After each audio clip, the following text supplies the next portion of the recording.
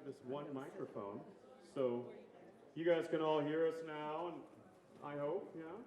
We're going to make every effort to have a microphone at every event from now on so that everybody can hear. And for those of you who may not be able to find a seat up here, there are certainly plenty of seats down below where the sound is excellent, thanks to the hard work of Aiden and Riley. We're going to do just a little bit of a talk here, and we're going to start with violinist Sally Koo. So, one of the questions we like to talk, may I sit next to you? Of course. One of the questions we like to talk or ask about is a pre-concert routine. Do you have a pre-concert routine? And I'll ask you guys, but sorry, we're starting with you. I think because, is this better? I think because I play in so many different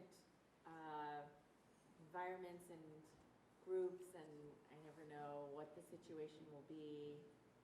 I have developed not having a pre-concert routine. If I had my druthers, I guess, I would have a light dinner, shower, get dressed, warm up for half an hour, and then go on. But that usually doesn't get to happen. Do either of you guys have anything that is particularly interesting or difficult? I see something from Gabby. Hold on a second. Let's see what you got. My mother would kill me if she knew I told everybody this, but I actually usually I put gum in my mouth and have it in during the concert, which... And you do what? I have to chew gum during the concert. Actually, I have other friends who do that because it keeps you relaxed. It keeps your jaw relaxed. Yeah. But I'm sorry to my mom that I just told you that. Well, it's going to be on YouTube forever. Great. Awesome. But,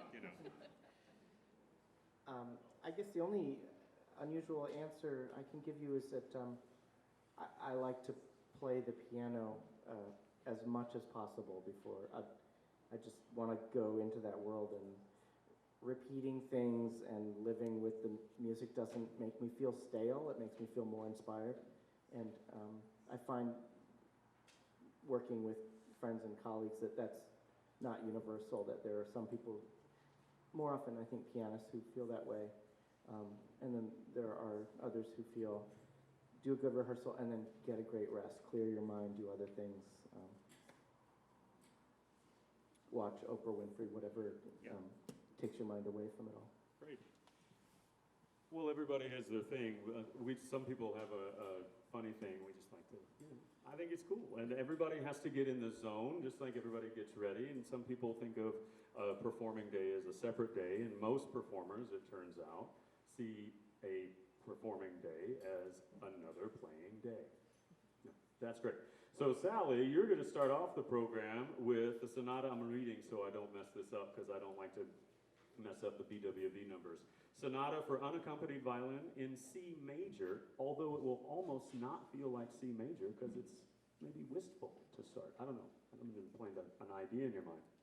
But tell us about BWV 1005, and just why would you have chosen this piece for today? Well, you're catching me on the spot because I was preparing to talk about this during the concert, so my notes are up there. But it'll be more inexact and probably more interesting.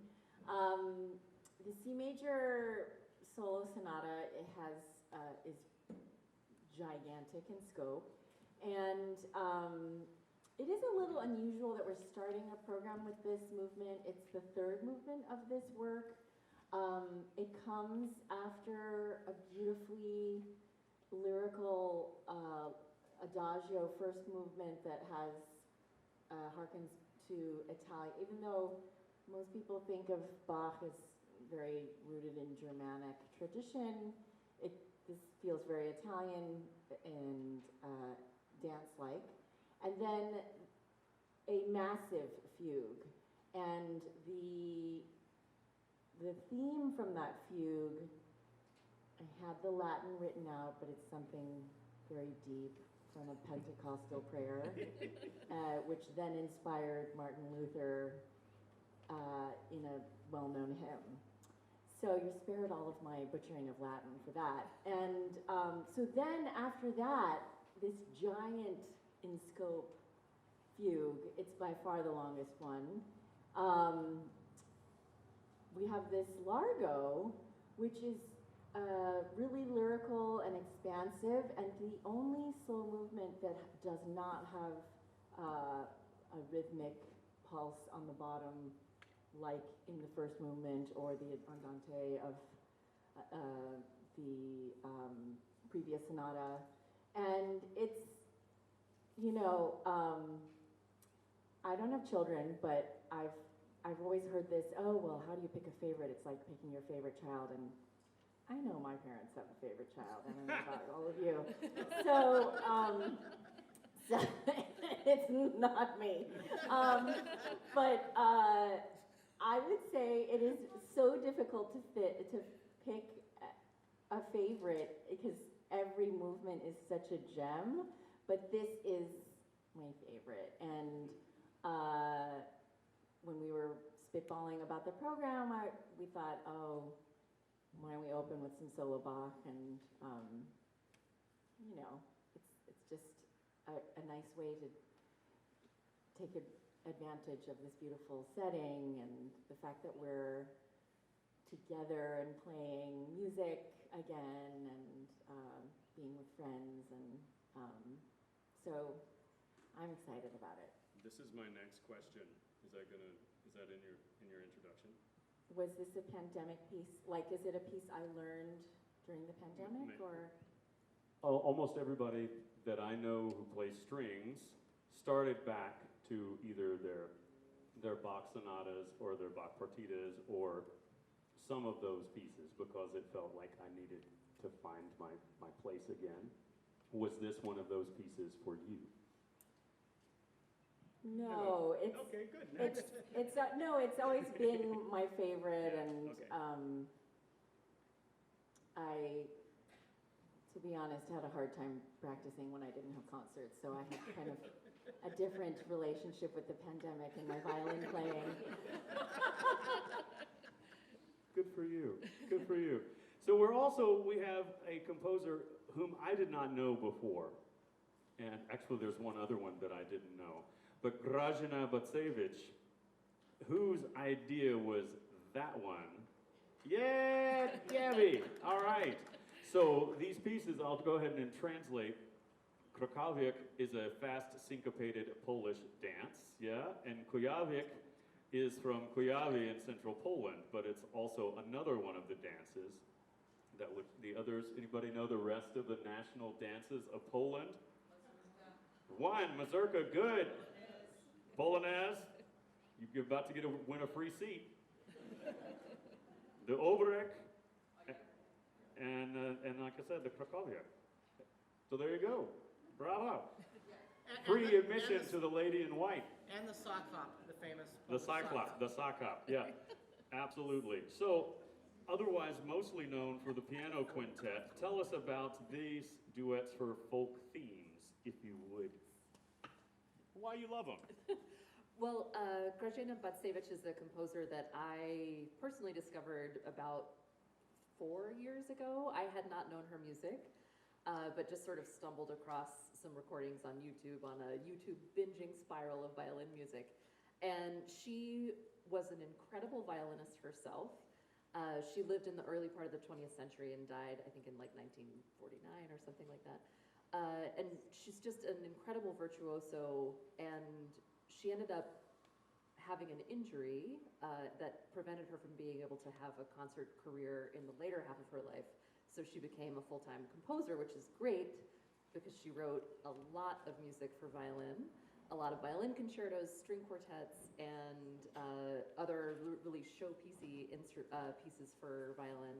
So these pieces are folk tunes, and they're just so charming and fun, and I thought, what a fun thing to do with Sally. And I had never played these before myself, So I thought, why not do them together here? Well, I'm going to come back to you about other duets, but let's skip ahead because Sally opens the program, so we're going to let her go away for a few minutes to warm up the fingers. Yeah, if you would, just look at a couple of notes real quick. I heard her practicing. They're all real good. Don't worry about it. Yeah, so this guy from Breslau, Moszkowski, do you want to talk about growing up in Breslau? No, I'm just kidding. Well, I didn't realize this until I started reading about him, that he was actually a wonderful and lauded pianist. And he was incredibly famous while he was alive. He was named as the heir apparent to Chopin. I don't personally know any other music of his besides the suite, which is pretty well known to us violinists because it's such a great violin duo with piano. And I think what's really interesting about the piece and why it's successful and why so many violinists know about it is that it doesn't feel thin when you listen to it. We don't miss the cello. Or the viola. That's given. And the writing is so fun. He utilizes all the voices to the max. And this last movement is pretty rollicking. We have a very tender inner part of B section, and then back to the exciting first material, and then a nice surprise at the end with the coda. So we hope you enjoy that. Thanks, Sally. Well, we'll be back. We'll see you in a bit, yeah? All right. So also, Gabby, you and I last summer talked about these Barrio pieces and how these Barrio duets that you beautifully played with the best partner you could probably find, right? Was yourself. Did anybody remember those from last year, the virtual series that Gabby let us use some videos of duets that she was playing with herself, which is amazing and beautifully crafted and very musical. I also loved the piece that you did with your mother, but that was another thing. But those were inspired by these pieces of Bela Bartok, and there are lots of them. Maramaros, anybody? The lady in white again, Maramaros, anybody?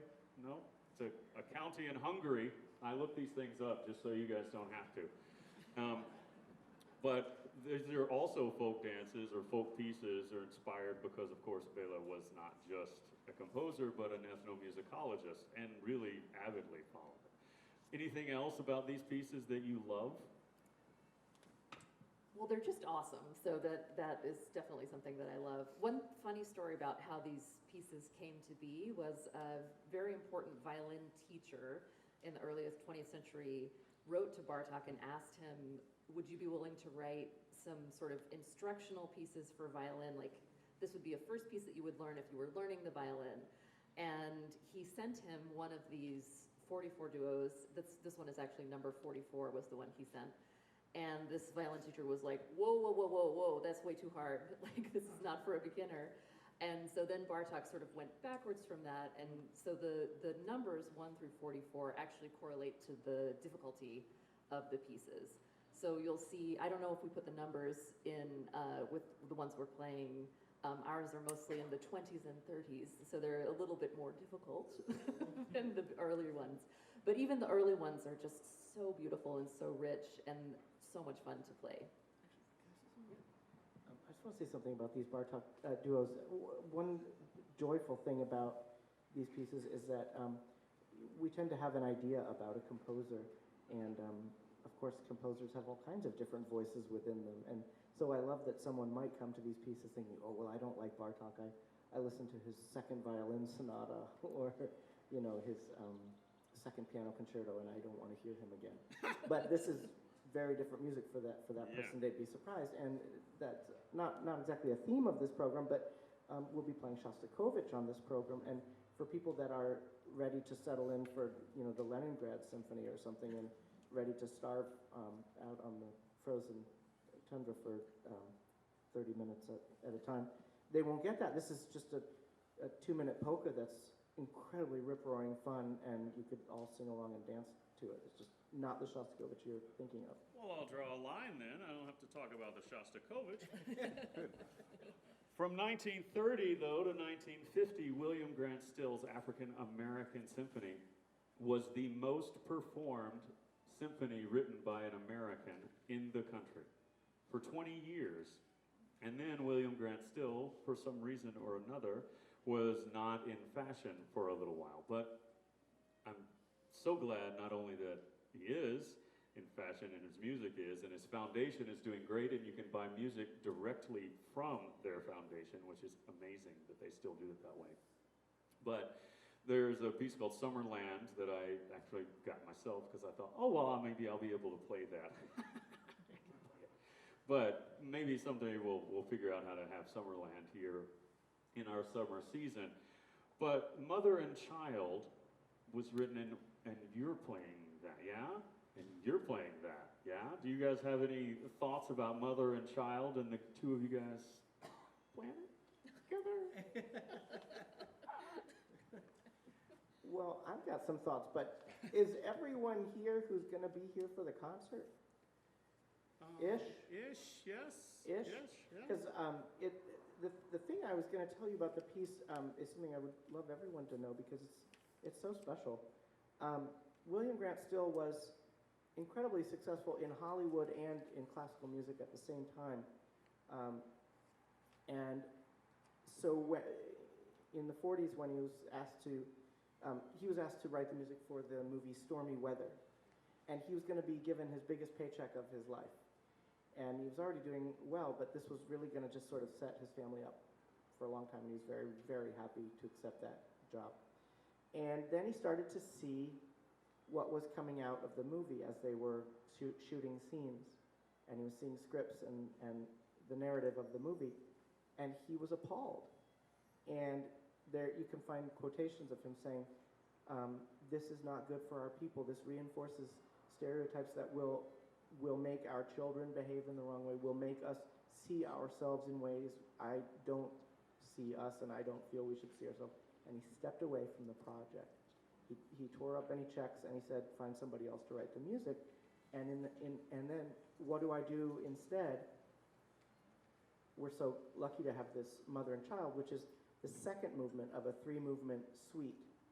And that's what he decided to do instead of writing the music for Stormy Weather. He wrote a suite based on 3 art pieces by 3 great Black American painters.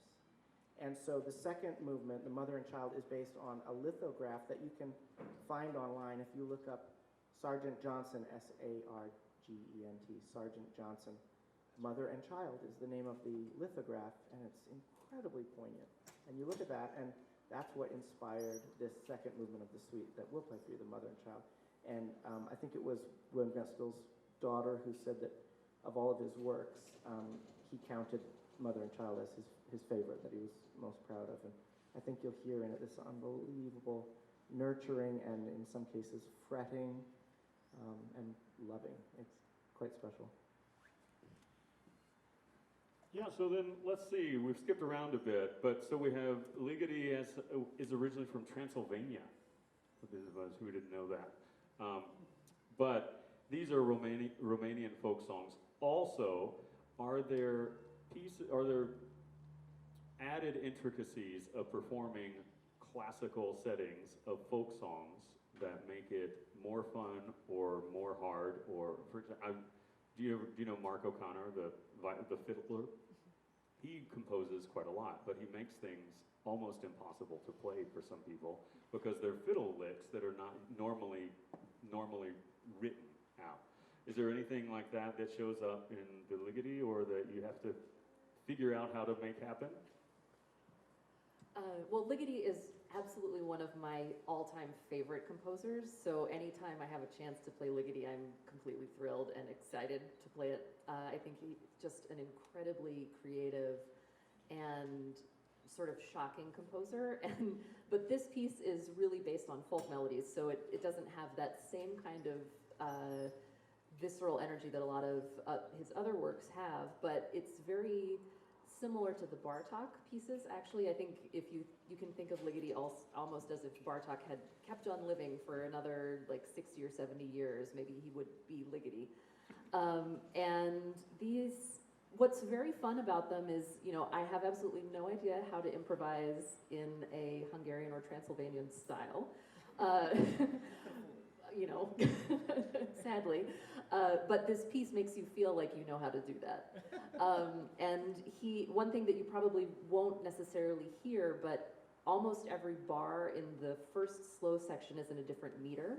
So there's also actually a lot of counting that we're doing, and like a lot of the traditional musics of Eastern Europe have incredibly complex rhythmic pulses, and that's one of the things that makes them super exciting to play and also really engaging, but also can sometimes be confusing when you're looking at it. Easy to play it wrong. You know who also did a lot of counting from Transylvania? Oh my goodness, just give me that. Never give a microphone to someone unless you know what they're going to say. That was my fault. My fault. I apologize, everybody.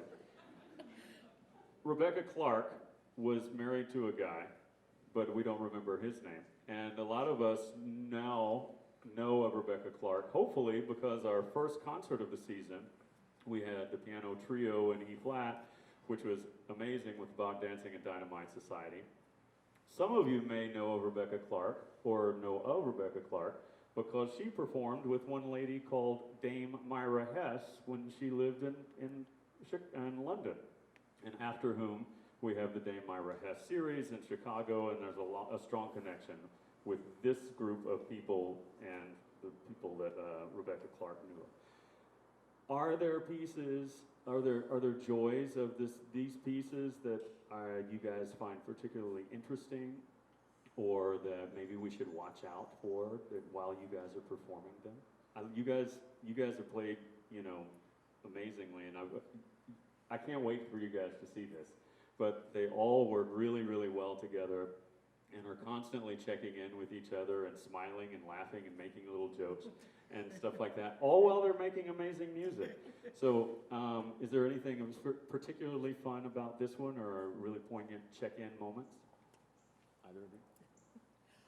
Well, I would say it's incredibly beautiful from start to finish. I think that's one of the things that it's sort of endlessly inventive in certain ways, and I think we have ended up sort of playing it a little bit differently each time, which is really fun. And it's so nice when you feel that comfortable with your colleagues that you can take risks or just listen and be inspired by someone else. And that's what for me is really so much fun about playing this Clark all together. Awesome. Well, before you hand me that, maybe I'll just yell this for a second. What is your post-performance routine? And keep it, this is a family gathering, but what is your post-performance routine? Maybe not normally heading straight to the airport. I am heading straight to the airport after this. It's not my But favorite. otherwise? I usually love to have a Coke. I love Coke. Coca-Cola, yeah. Yeah, I don't have a routine, but I do want to say about the Clark trio, just that. Two quick things. One is that, all of these composers that exist within traditions, they touch upon each other. And so I giggle during this piece that they're just like a measure where I feel like, oh my God, she's like friends with Richard Strauss. And there are moments that are very Scriabin-esque, and there are moments that are Ravel-esque and Chopin-esque. But all of it together, taken together, is so clearly Clark. It's her own voice. And the only other thing I want to tell you is that when we were rehearsing, we were talking about who has the melody in various places, which one of us is primary, and which of us are supportive and counter melodies. And we agreed. There's no hierarchy. There are just long stretches of music where each of the three of us are just kind of singing our hearts out, kind of in a room by ourselves, just tenderly and honestly, and they work really well together, but it's not really clear to me that we're having a conversation or hearing each other is just this. It's almost like a collage of An ensemble, if you will. a collage of different feelings being expressed at the same time. It's just 3 equal melodies at a time. Awesome. Well, thanks. I appreciate you guys sitting down with us. This is one of our favorite ways to get to know people and get to know the music a little bit before we hear the people and hear the music. So we really appreciate it. And I appreciate you guys being here and being here early. So thanks a lot. We'll start up in just a moment. Let me put this bench away and we'll get things started. And we'll have, I'll be right back.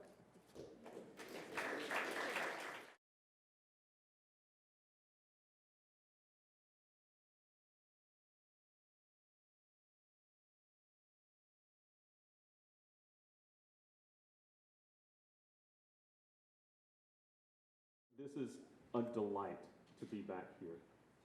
This is one of our favorite places to be, and we are so thankful to Jim and Jeanette. There's Jeanette. And where's Jim? We are so thankful to Jim and Jeanette for welcoming us back. We appreciate also the Kinneys, Frank and Catherine. Oh yeah, who helped set everything up. And Joyce and John Slodweiler. Where'd you guys go? Oh yeah, well, thanks. We're just so glad you're here and appreciate it. We also have to thank the Oshkosh Area Community Foundation, who generously supports our season, and we would not be able to do the work that we do without their help. Randy and Talene, where are you guys? I just saw Talene. There's Talene. There's Randy. Look at that. Randy's helping again.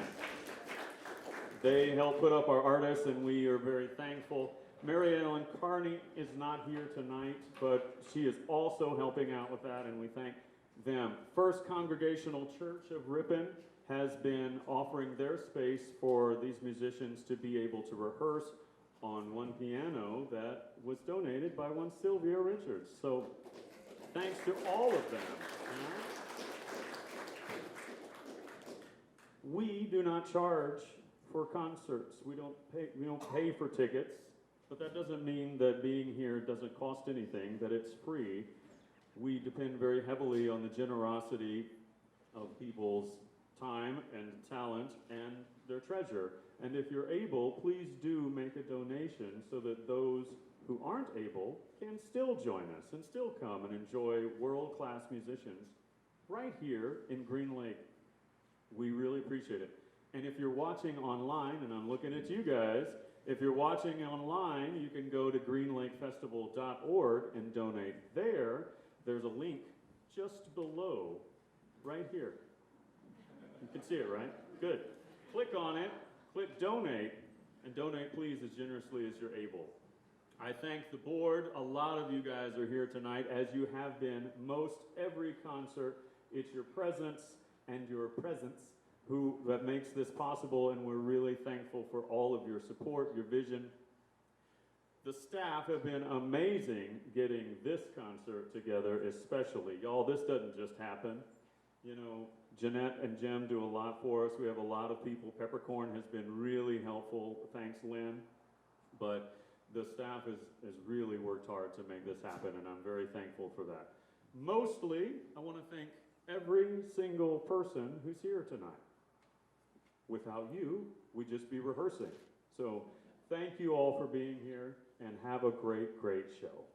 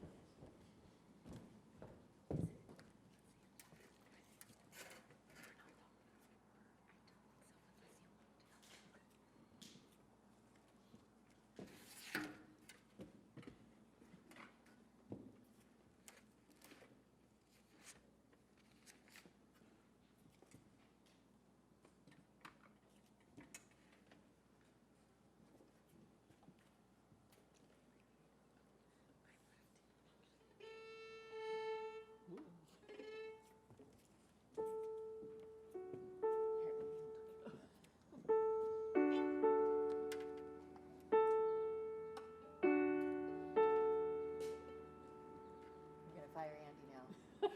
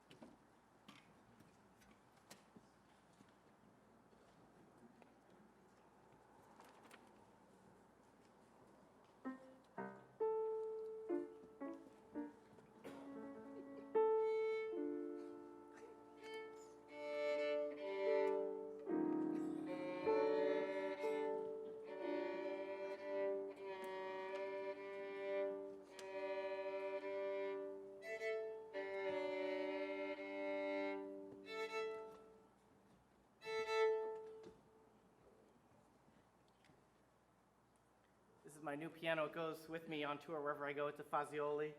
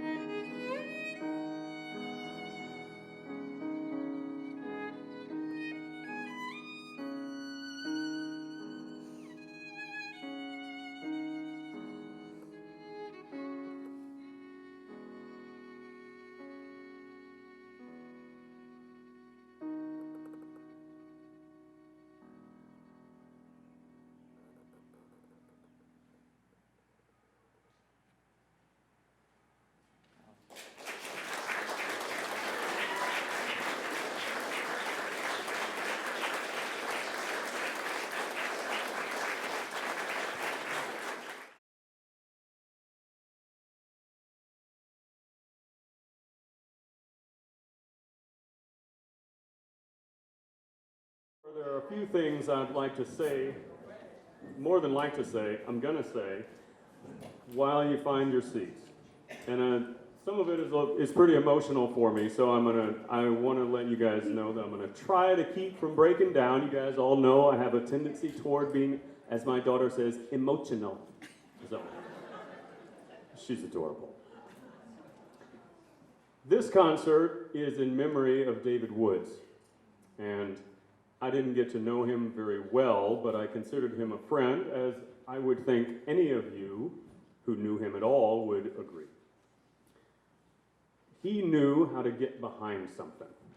He knew that if you believed in something, that you should get behind it, yes, with your money, but also with your time, and with your passion, and with your vision. And one of his visions, of many for this festival, was that it have an endowment that would ensure the future far beyond, even he knew that he wouldn't live for that, far beyond all of the rest of us. I'm really, really delighted to say, even though we don't have quarterly numbers yet, this vision to have a 7-figure endowment is well on its way, and we could not be more excited to think about how to make a really, really great announcement about that in the near future.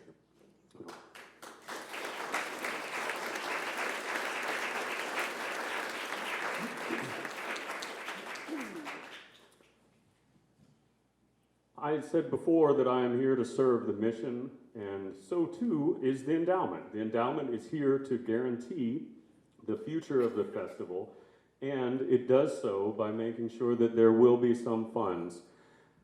That is part of the vision that is there, and we're really excited about it, but more important, it still continues with the generosity of many, many of you. And I have to say, David knew that he would not live through the festival's long-term future. And consequently, it's important for everyone to know that the festival goes on beyond us. And that maybe came home more strongly with the very sudden passing of Jack Penn last fall. January. And the beauty is that the people who loved Jack, and with your beautiful donation also, have combined donated nearly $15,000 for the future and for the now of the festival here.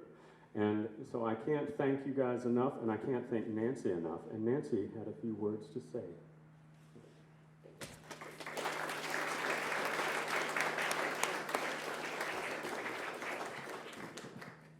Okay, well, I will make this brief, but Jack and I were born in Des Moines, Iowa, born and raised there, went to junior high and high school together, never dated, went to our 50th high school reunion, both single, so that was in 2007, figure it out.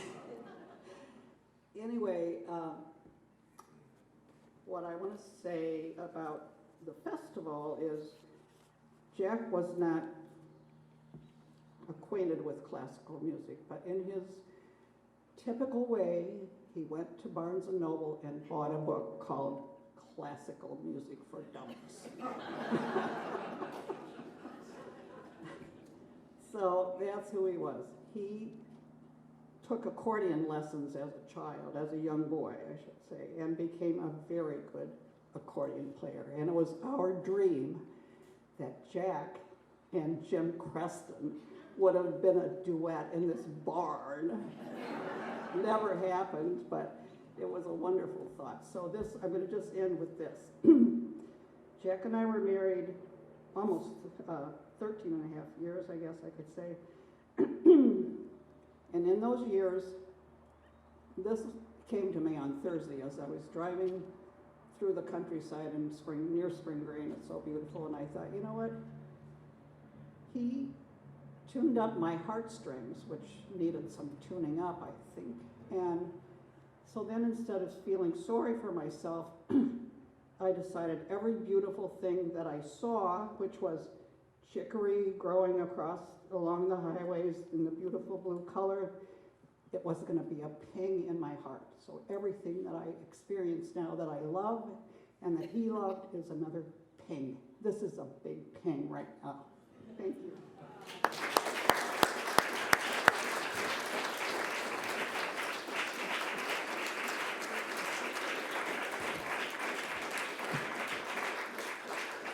Thanks, Nancy. Again, the festival goes on, and I serve the mission. Every one of us here is here to serve the mission in some way or another, either it's to make music or to hear music. We got a very a hard email this about 2 weeks ago, Lloyd and I, that our dear Andrew Armstrong, Thomas Andrew Andy, is enjoying so much success, and so many people. We've been greedy with Andy for now more than 10 years, but the world is opening up for him and his performing that he is not going to be able to continue as the program director of the Chamber Music Institute in the future. And it's sad for us, but we could not be happier for Andy and the great success that will continue in the future. Sylvia has a few words to say also, but Andy, will you come up? Maybe give me a hug before I do cry.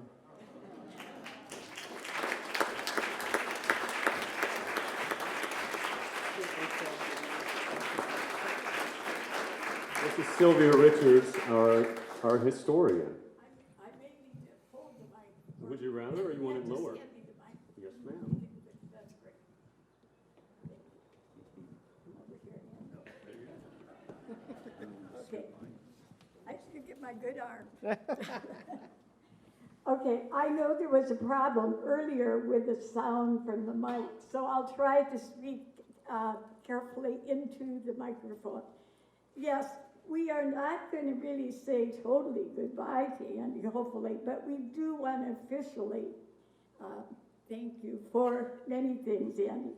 And one of the things that I found, I had a little, you're not going to be able to see this at a distance, but I had the little bulletin of the first concert he had with us.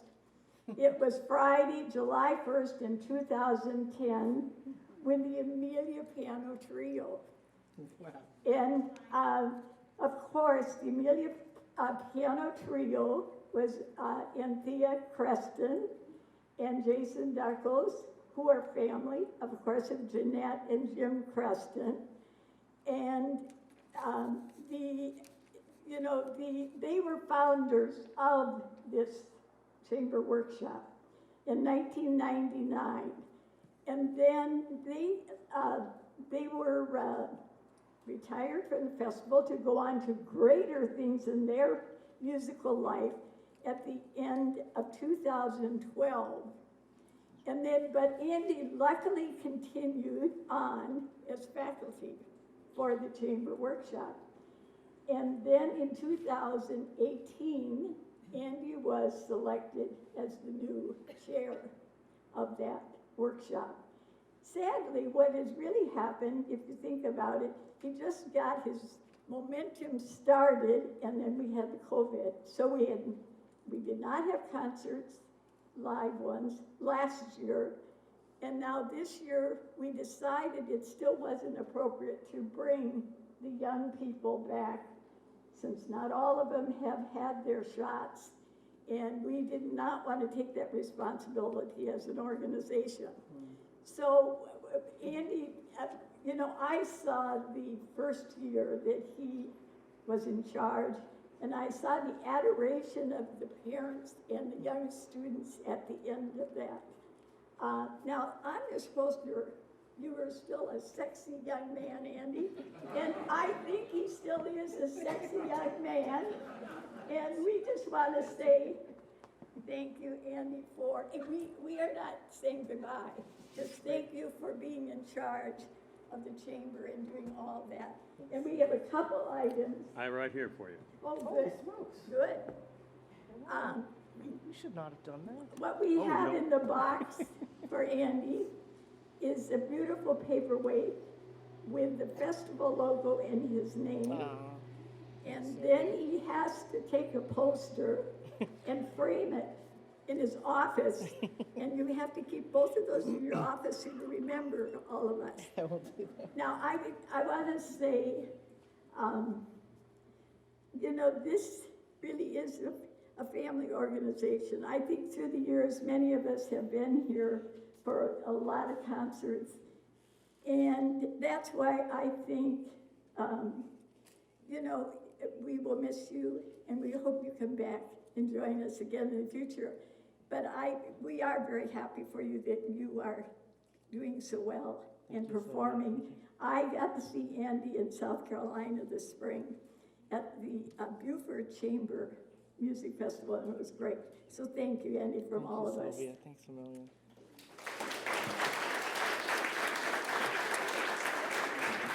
Thank you, Sylvia. Thank you, Andy. This is signed and numbered by Pat Dobrinska herself. Holy smokes. And Thank you. you're welcome. You want me to hold that? You said you wanted to talk. Yeah. Is this safe? I'll be careful. I hope nobody steals it. Thank you. Well, thank you all. Thank you, Sam, for your sweet words. And Sylvia, thank you so much. You made me blush. I haven't been called sexy in a public setting before. So I didn't have a practiced response for that. I don't want to speak long. I really want to tell you just the bare essentials, if I can. Laura Deming, thank you for believing in me and giving me the chance to begin directing this. It was such an honor to work with you here, and those 2 years that we were up and running fully together as a team will always be strong in my heart. And you were so special in the job and saved a lot of good things. Thank you so much. She deserves a round of applause, Laura.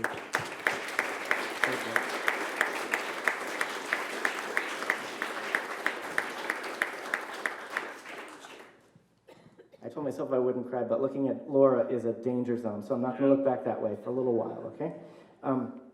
And I just want to say how excited I am for the future of the festival with Lloyd Hughes running the board and the brilliant Sam Hanley as executive director. And I know that the festival will be thriving. I just want you to know, in terms of bare, essential information, the gifts of these over 10 years of being with you in a camp setting with young people, sharing great music with great young people, with a great community who believes in it. It is now stitched into my cells. It is a part of who I am, and it's made me such a better person. And everywhere I go, I carry our experience, our family, as Sylvia so rightly said, with me, and I thank you for that. It's been the gift of a lifetime, and it is a hard move now to make. And I also just want to say that for community to build a chamber music institute as Green Lake does, it's just disproportionately difficult. It's hard, and it's disproportionately important and great. It's worth it. But I'm just in awe of this community in the way that you muster the effort that so few do so much to help so many. I just hope that you all know how extraordinary that is and how rare. There are easier things to do. Just running a chamber music series is hard, but it's like 1/100th as hard as running a camp. But you all make such a difference. So. Trying not to speak too long, I'll leave it there. I will just say, I don't want to be a stranger. It will be so hard for me to drive away from Green Lake at the end of this week. And you all know my number. I will sit by the phone and hope to get a call and think of some way for us to spend together sometime, because my heart will not leave this area. So thank you all so much.